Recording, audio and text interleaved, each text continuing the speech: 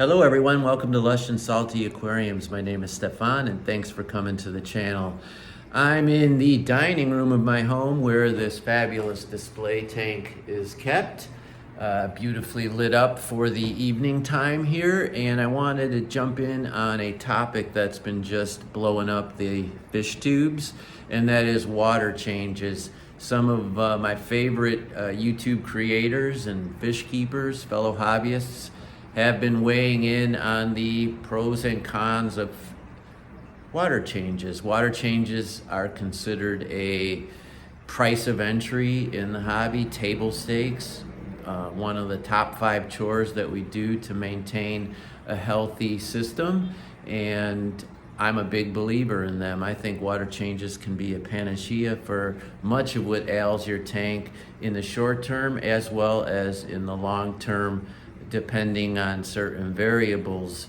However, right now there's a bit of a controversy because some fish tubers have suggested that you don't need any water changes if you do certain things, right? And those certain things are heavy plants and low bio load, i.e. not that much livestock, right? So if you have a ton of plants and a halfway decent filter and only a few fish and invertebrates, you don't necessarily have to do water changes at all. So I guess I agree with that in principle, but in reality, who the hell only has a few inhabitants? I mean, more is the buzzword when it comes to fish keeping, at least in this household. I mean, the more the merrier. As much as I can keep in my tanks, whether they're species only or a community tank, whatever the case may be, I want as many fish as I can have. That's what delighted us in the very, very beginning to this hobby and continues to do so today, as well as captivates the other residents of the household you live in, right? Try to explain to my daughters why I only have 5 fish in my aquarium. Why don't I get more, Daddy? Why don't I get more, Daddy? Well, yeah, so I don't even need them to ask because I know the answer. I want more. I want as many as possible. Therefore, and I was gonna say, and I think you're probably in agreement with that concept. I'm gonna try to change an angle here. Well, that was a fail. More fish, provided they're healthy and doing well, is pretty much a goal in our hobby. At least for me it is, and I bet you too. So if you're gonna have as many fish as you can handle in a tank, and I always think 1 or 2 more than the standard criteria is fine, then you need to do certain things. You need to have a good cleanup crew. You need to have a good filter. You need to watch over your tank with vigilance and care. This is stuff I do anyway, right? I mean, high tech, low tech, I'm gonna be doing that anyway. It's part of the hobby. The biggest thing you need to do if you have a ton of fish like all of these guys, boom, sorry, that didn't work either. God, I'm a shitty creator. If you have a lot of fish like this, you need to do water changes. I mean, 30 to 50% a week.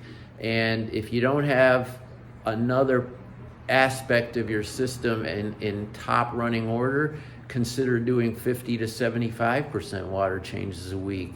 This will only take bad things out, i.e. nitrogen, or rather I should say ammonia, nitrates, and the things that cause buildup of those items, i.e. God, can I say i.e. more? I'm so sorry.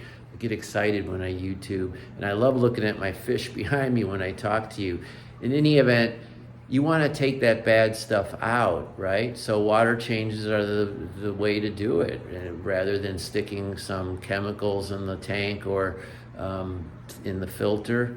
Just drain the water, add new dechlorinated water. You certainly don't want to add chloramines or chlorine into your water, and go from there. And that is a real simple take, and I don't see anybody disagreeing with it. Yes, you could have, say, a species-only tank with just, 12 small tetras in a 20-gallon and maybe a couple corridoras. And if you have a ton of plants, presumably you won't have to do that many water changes.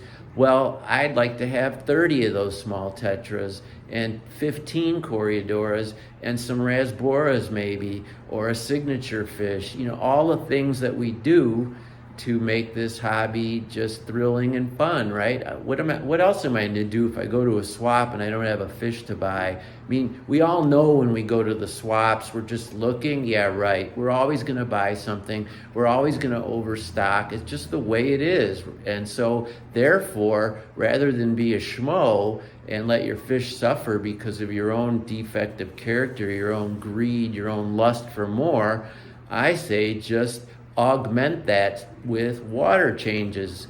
And gosh almighty, I mean, that's the end all be all in terms of this topic. I hope you enjoyed this talk. We're going to be looking at this tank in a video very, very soon. I know it's looking pretty exciting there in the background, but I just wanted to weigh in on the take that's taking over fish tubes. Thank you, everybody, and always keep your hands in the tank, especially if you're doing water changes. Ciao for now.